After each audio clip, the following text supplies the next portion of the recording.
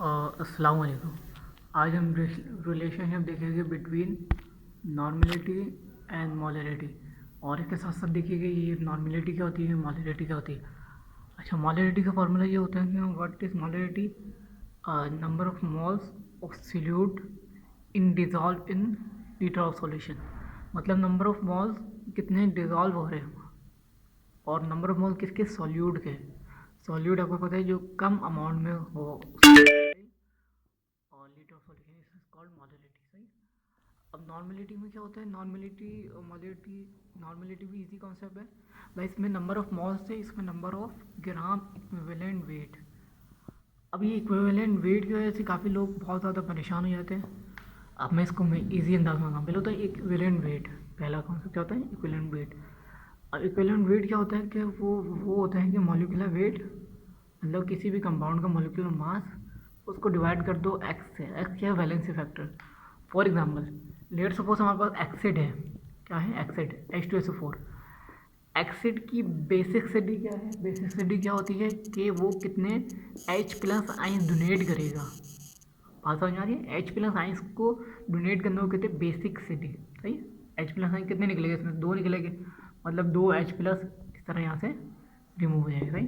तो इसकी basic city क्या होगी, 2। तो अगर हमें H2SO4 कि यहाँ पे निकालना है इक्विवेलेंट वेट, तो हम क्या करेंगे, मॉलिक्यूलर वेट रख देंगे H2SO4 का। सल्फर का 32 होता है, मतलब कैलकुलेट 16 30 60, मतलब इनको कैलकुलेट करेंगे। हमें पता है 2 16 और ये 4 दफ़ा 16, इसको कैलकुलेट करके इसकी जगह 2 रख देंगे। इस तरह हमने निकाल ली इसकी इक्विवेलेंट वेट। सही। और इस तरह HCl में आपको पता चल गया एक ही हाइड्रोजन, ये बेसिस सिटी क्या निकलेगी इसकी, कि एक हाइड्रोजन प्रमोट करेगा, डोनेट करेगा। सही। और बेस में एक्सिडिटी निकलेगी, एक्सिडिटी किस फाइंड होती है, कितने OH आइंस वो डोनेट करेगा। सही। इसकी वन। और सॉल्ट की नंबर ऑफ कैटाइंस ले लो या नंबर ऑफ अनाइन, इसको रहने दो, पहले बेसिक समझ लो, ये भी आसान है। अच्छा, number of gram equivalent wait, पहले इक्विवेलेंट वेट समझा। अब number of gram equivalent wait क्या होता है कि मास को डिवाइड कर दो इक्विवेलेंट वेट। मास क्या है कि फॉर एग्जांपल हमने सॉल्यूशन के अंदर डाला 4 ग्राम NaOH, कितने डाला, 4 ग्राम NaOH। 4 ग्राम NaOH तो हमने डाल दिया, उसका इक्विवेलेंट वेट निकालेंगे। इक्विवेलेंट वेट मैंने पहले बताया कि यहाँ से पता चल जाएगा जब हमने निकालना मॉलिक्यूलर पार्ट एक्सपेलेंसी फैक्टर। सही। मास में बदल गया, इसके हम number of gram equivalent wait हमें पता चल गया कि यहाँ हमें पुट करना है। सही। वॉल्यूम हमें पता होता है, फाइंड आउट।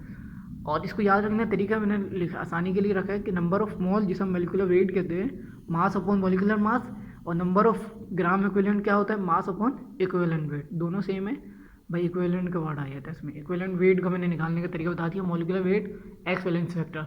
एक्सिड में बेसिक सिटी देखेंगे, बेस में एक्सिडिटी, और बाकी। अच्छा, ये हेडिंग डाली थी relationship between normality and molarity. आसान रिलेशन समझ लेते हैं सबसे पहले, फर्स्ट स्टेप पे ही हम। अच्छा, नॉर्मेलिटी क्या होती है, नॉर्मेलिटी हमने पढ़ ली, number of gram equivalent weight volume in litre per solution. अच्छा, ये मोलरिटी में हम पढ़ चुके हैं, number of moles of solute in dissolve in litre of solution. यहाँ मोलरिटी है जो हम निकाल सकते हैं आराम से, एक्स वही आ गया वैलेंसी फैक्टर। सही। तो ये रिलेशनशिप निकला है, अगर ये कहेंगे तो मैं कर देता, लेकिन बड़ा स्टेप है। तो ये आसान तरीका भी है निकालने का कि नंबर ऑफ, अगर कोई इक्विवेलेंट वेट नहीं याद आ रहा तो ये भी सही है, मोलरिटी को डिवाइड कर दो उसके वैलेंसी फैक्टर से। ये हमने सीखा है। तो इसमें अगर कोई प्रॉब्लम है तो फिर पूछे, वरना रहने दें।